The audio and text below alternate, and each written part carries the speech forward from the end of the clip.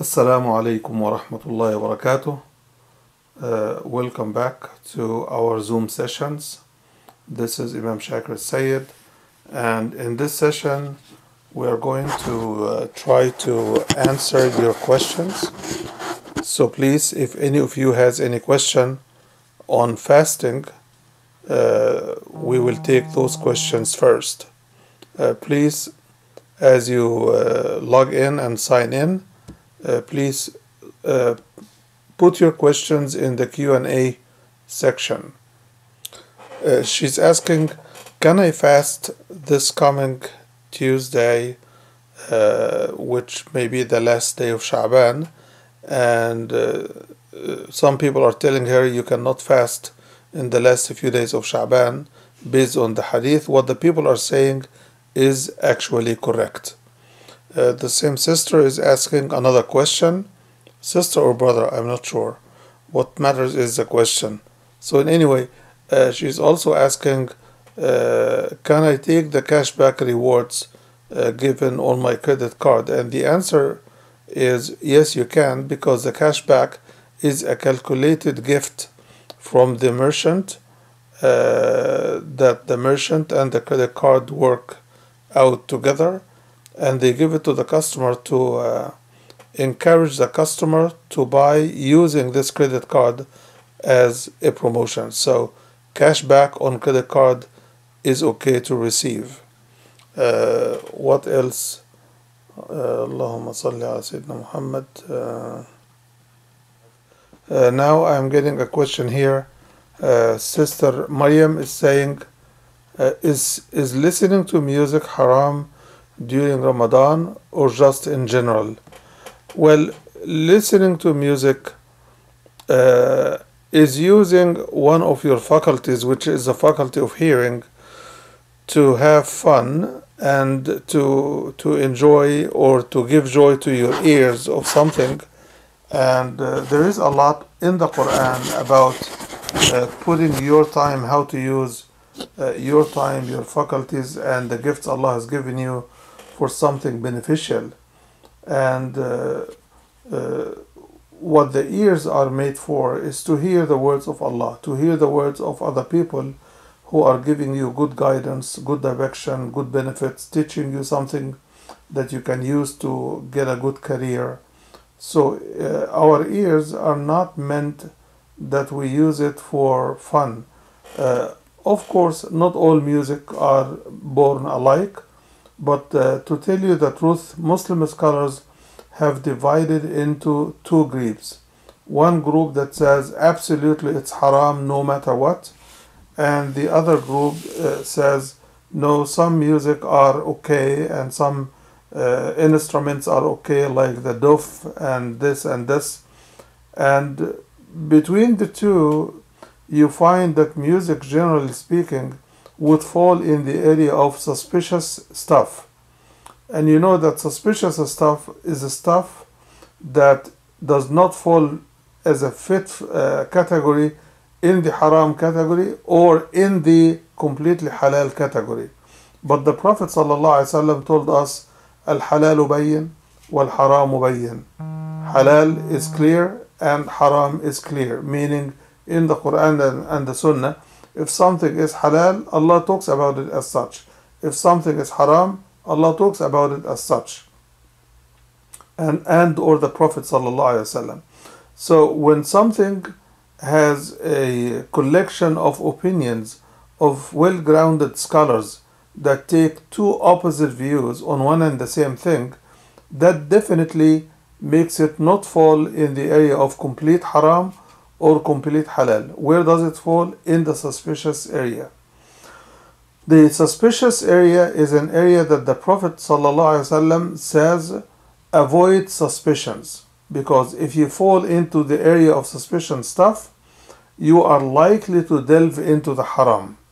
So my advice is stay away from music, use your ears to do something helpful and beneficial, and if music is something completely halal and it is joyful and pleasant, and if it is absolutely has no haram hint at it from any source, at least we are not the ummah on the top of the world to enjoy ourselves and just spend the time as if we have nothing to do. As an ummah that is the underdog in the current situation, we have a lot of things to do. We have a lot of things to learn. And the fact that we are still asking about music is the fact that we have a lot to learn from our deen. So let us learn our deen. Let us pick our ummah up. Let us cover our duties as individuals and as families and as a community and as nations. And then we can enjoy ourselves and do whatever anybody wants to do to enjoy. Nations who are producing music today are nations that have achieved all of that. They have built their family, they have built their individuals, they have built their institutions, their business, their money, their economy, and their military, and they are actually occupying other lands and stealing other resources. When our ummah is in that power, then I would tell you, go ahead, enjoy yourself and the music as much as you want, but not under our circumstances. And as a part of the mutashabihat, I will go with the advice of the Prophet ﷺ, steer yourself away from it.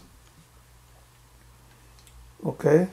Brother Harun says, what is the latest I can finish eating suhur?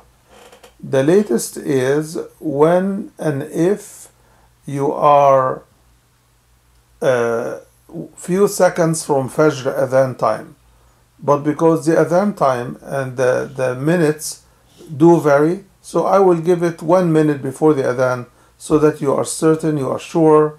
But if you hear the Adhan and you are eating, you spit what you're eating and you wash your mouth and get ready for the Salat al-Fajr. So the final second of the night is the second that the Fajr time is due. Very good questions. Okay, anyone else has any other question?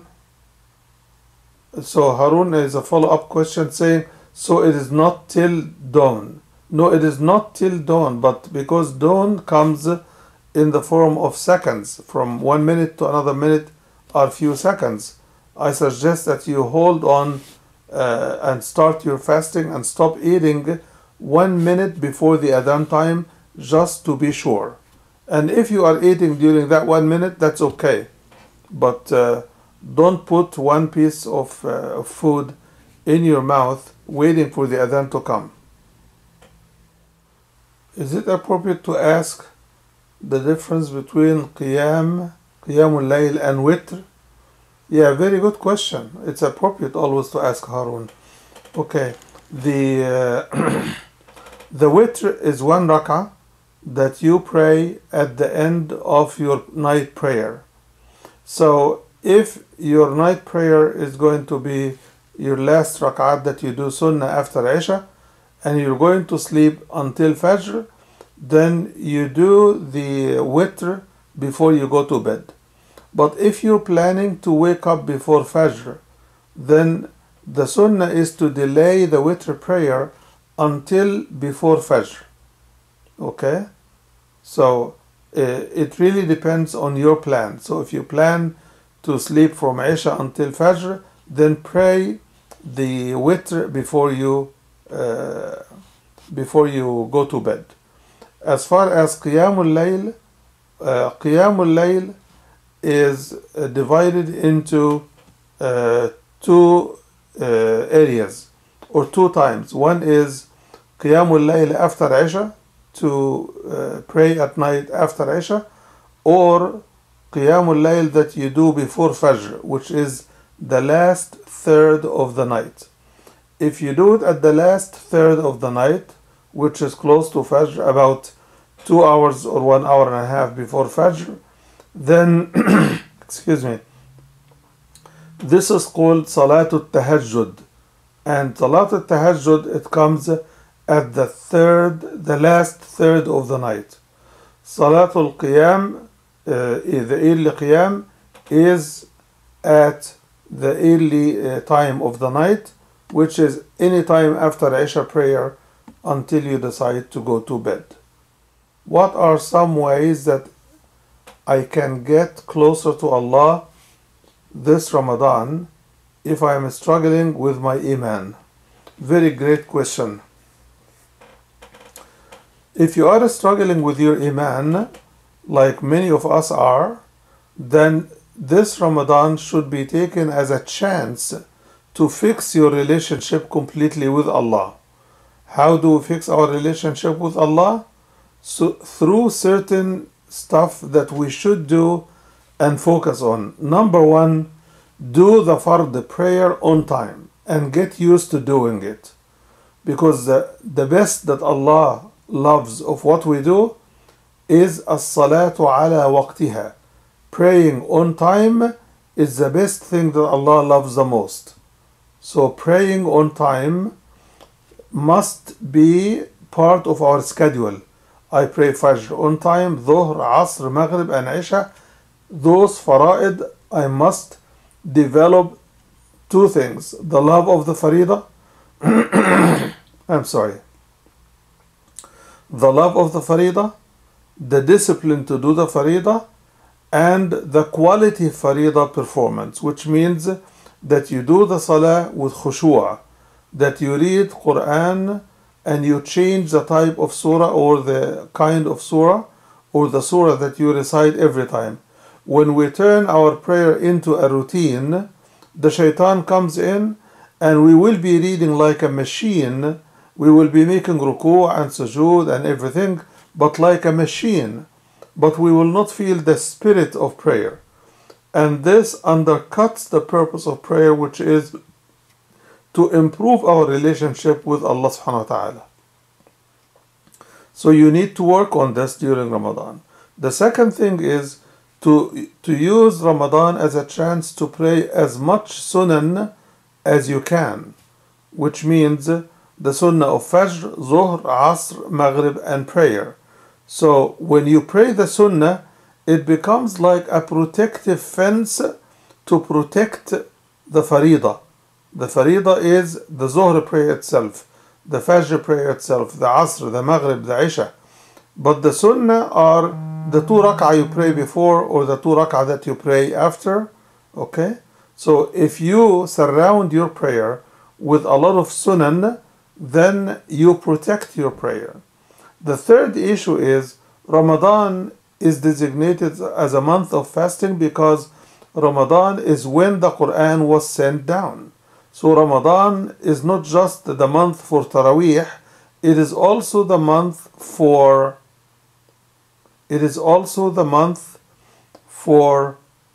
all the Sunan and for the Quran itself. So the most important book in our life as Muslims is the book of Allah subhanahu wa ta'ala.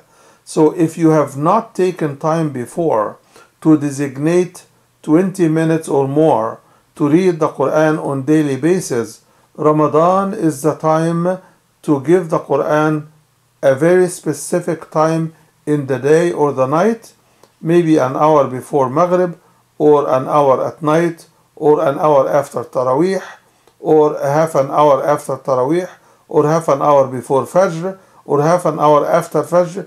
Designate the time that fits you the most. Especially that we are all caged at home during the coronavirus, then we have a lot of time on our hand.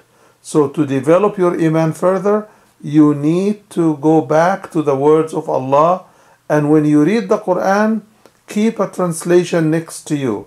If you are reading in Arabic and you can read Arabic tafsir, get the Arabic tafsir handy so that you can look up the words that you don't understand, to let it explain to you the stories you are reading, and so on and so forth. This whole program can give you a chance to get closer to Allah subhanahu wa ta'ala. Also, it is not about getting closer just to Allah, get closer to your family. Help your younger siblings if you can, and show your parents that you mean to be obedient and kind and respectful. Show your teachers that you are serious about the study that you have and the homework that you get and the preparation for the exams. So if you take your whole life as a package, Allah has a right on you. Your parents have a right on you. You have a right on yourself. and your guest has rights on you. Okay? So you have to balance and not ignore one at the expense of the others, or not to give one more and ignore the rights of other entities that you owe certain rights. I hope that this answers this question. Let me know if that suffices or not, please. So we have Muhammad. Muhammad says, how we are going to pray Taraweeh prayers with all masjid closed this Ramadan? Well, this is a good question. Taraweeh initially was a prayer that the Prophet ﷺ started personally between himself and Allah subhanahu wa ta'ala. Then some of the Sahaba found him praying and they joined him, and he did not stop them. But then due to the attention this prayer got, people started to gather, and the Prophet ﷺ stopped leading the Taraweeh prayer. And when they asked him, he said, I am concerned that if we continue, Allah would have turned it into a faridah, and it would have been difficult for you to keep up with. So he left it at that, and after the Prophet ﷺ died and the Khalifa Abu Bakr passed away, came Umar ibn Khattab. He said he found people praying in small groups in the masjid. Everyone is imam and they have more than one jama'ah prayer in the masjid. And he said, this is not right. Let us have the whole community pray behind the best imam that we have and the best qari we have. So he gathered people and they started to pray, and this is where this sunnah has come forward to us. So it started with the Prophet ﷺ, and after the Prophet passed away, and becoming a faridah has not been in the possibilities because the Prophet had passed away. Umar ibn Khattab went back to the sunnah of the Prophet ﷺ and had people gather in the masjid. So this prayer was initially at home. So praying at home takes us back to the origin of this prayer. But the Ummah has accepted Umar ibn Khattab's guidance and his way, because it got the Muslims together in Ramadan, and it turned Ramadan into a spiritual boot camp. Everybody who was lazy, not even praying Isha on time, they all come to the masjid and they pray all together. They stand in prayer for 1 hour, which is difficult for anyone to do by himself or herself at home. So now the advice that we get from Muslim scholars in America and everywhere is pray with your family at home. Let the best of you who could recite the Quran the best, let him be the imam, and everybody prays behind him. Taraweeh, after all, is a sunnah, and doing it is very good for our spiritual growth and spiritual reconnection with Allah subhanahu wa ta'ala. I always call Ramadan the spiritual boot camp for the Muslim. This is when we get maximum energy from the vibes we get in the masjid from each other, and from the leading of the prayer, from the admonishments and advice and the khawatir that we hear. All of these are helpful. And this year Dar Al-Hijrah is going to offer few remarks, and I will be taking questions from all the audience right after Adhan al-Isha, which means before the Adhan and the Iqamah. We have about 10-15 minutes or so. We will use the time of the Adhan. As soon as the Adhan is finished, we will immediately open the webinar to take questions from everybody. So you can also participate in this, and in few minutes after there will be recitation of the Quran for you to hear from some of the shuyukh, inshallah, and there will be also advice and admonishment by some volunteers who would come and address the audience. So all of this will be available for you in Ramadan, and we hope that this will be followed, inshallah. How can we give sadaqah if we are staying at home? Well, you can give sadaqah online. and online donation accepts almost all credit cards. So go on our website hijrah.org, and the donation can be made online, and you can designate it to any cause that you favor. Muhammad is saying, if you live in a high-rise building and heard the adhan, should I break my fast or wait a few minutes after the adhan? Well, if the adhan is on time, then follow the adhan immediately as soon as it starts. But if the adhan is half a minute early or so, wait this half a minute and then make the prayer, because some watches, those especially who work with batteries, they become a little bit slow and sometimes they miss half a minute or so. So give yourself a certain half a minute or so to break the fast, so that you are sure that you fasted the whole day. Thank you very much, Muhammad, for your questions. The response was very helpful. Thank you. Also, I have been feeling a spiritual awakening recently, such as seeing the numbers 1111 and 111.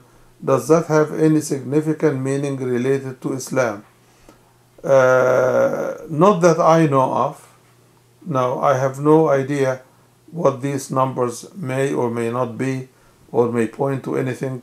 In Islam, there is no secret numbers, there is no special numbers, not that any scholar has written about, that there are numbers that we should look for, or if we see them, we have good omen. If we miss them, we have a bad omen. The Prophet ﷺ, there is no omen in Islam. Your omen is your work and your good intention. Okay? So, your omen is your work, your faith, your good intention, and those constitute things that you should be happy to be doing the right thing as far as Allah is concerned, inshallah. Anonymous is saying, I have heard that maybe 1111 spells out La ilaha illallah. No, La ilaha illallah is written in letters, not in numbers.